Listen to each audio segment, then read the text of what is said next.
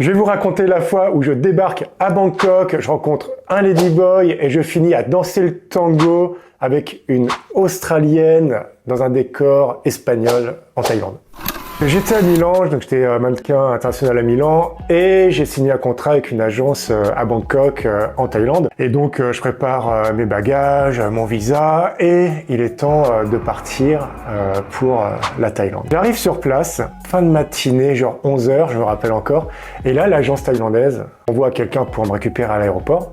Et après, ils me disent, bon, on n'a pas le temps de passer à l'appartement, tu vas venir avec nous, tu as un casting à faire. Je fais bon, ok, si vous voulez.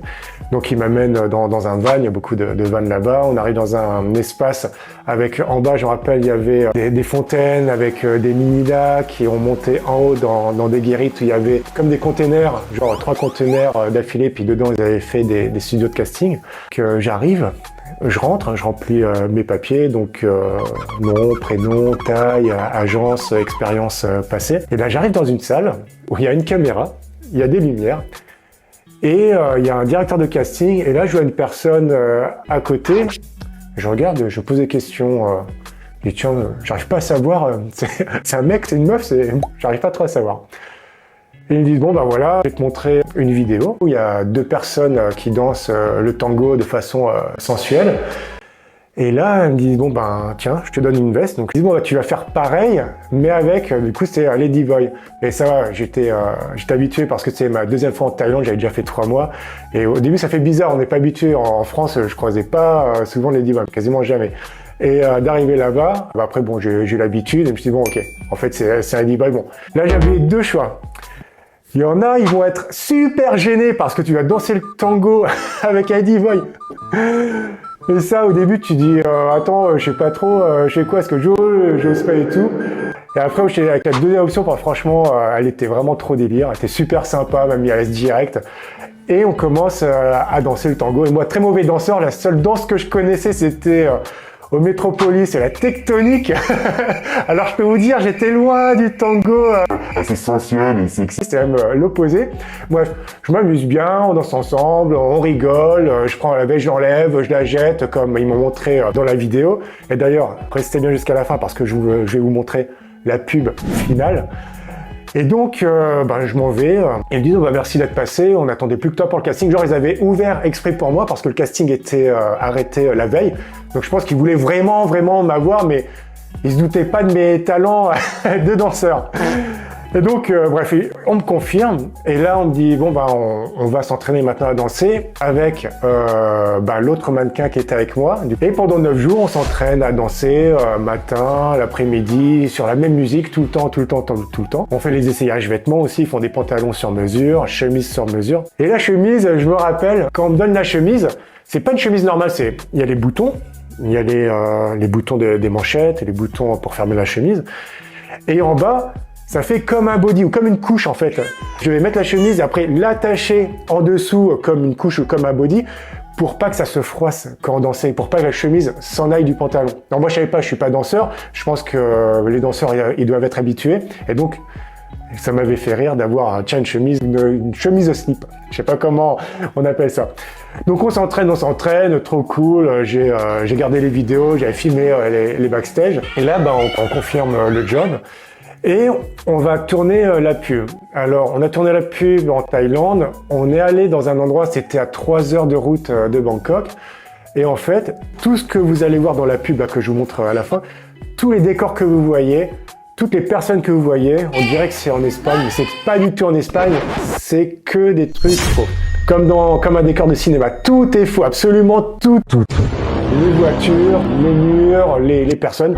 On voit qu'ils ont des têtes de Thaïlandais, mais ils sont habillés en espagnol, c'est trop marrant. Et donc, cette petite vidéo, donc qui dure, je crois, 30 secondes, et on a mis 2 jours à la tourner. 2 jours parce qu'en fait, on va tourner une première fois, on va faire la danse complète. Après, ils vont changer les caméras d'angle, on refait la danse complète. Ils rechangent la caméra, on refait la danse complète. Après, on a fait ça pendant 2 jours. Plein d'heures, à danser exactement la même danse. Et aussi, là, quand je revois la vidéo, je faisais une erreur à l'époque. Essayer, mannequin, faut prendre soin de soi, faut faire les ongles, faut faire la peau, faut faire les sourcils. Et à l'époque, je le faisais tout seul. Donc j'avais pris la pince à épiler, on le voit, mais c'est flagrant sur la vidéo. J'ai enlevé un petit peu les poils qui dépassent. Mais j'avais tendance à dessiner les sourcils. On voyait que ça faisait un sourcil efféminé. J'ai gardé ça pendant 1 an jusqu'à ce qu'une agence en Allemagne elle me dise non, non, c'est pas possible, faut plus que tu touches.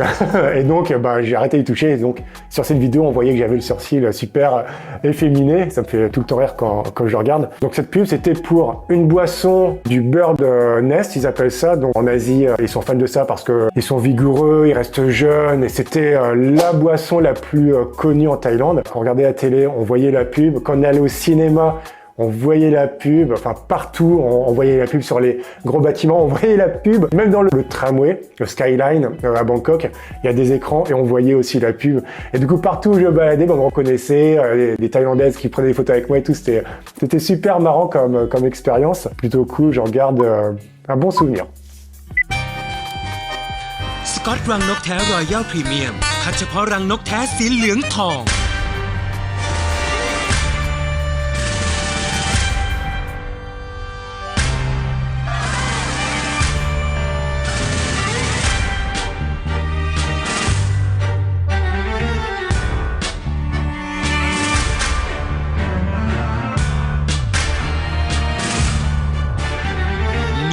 แน่นชิ้นใหญ่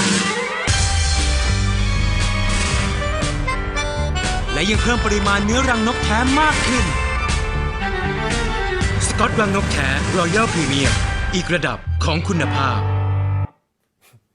Donc, n'hésitez pas à me dire dans les commentaires, est-ce que vous, dans votre boulot, vous avez une situation où vous n'étiez pas prêt, mais en fait, vous êtes sorti de votre zone de confort, vous avez monté en compétence, et après, vous avez fait le taf comme il fallait haut la main. N'hésitez pas à me le partager. Et si ce genre d'anecdote vous plaît, dites-le moi également. J'en ai plein d'autres. Et si parmi vous, il y en a qui sont intéressés par mannequinat, ils aimeraient avoir ce genre d'aventure. J'ai une formation, j'ai l'Institut Attitude Mannequin, donc il suffit de cliquer sous la vidéo. Je vous dis à plus, ciao.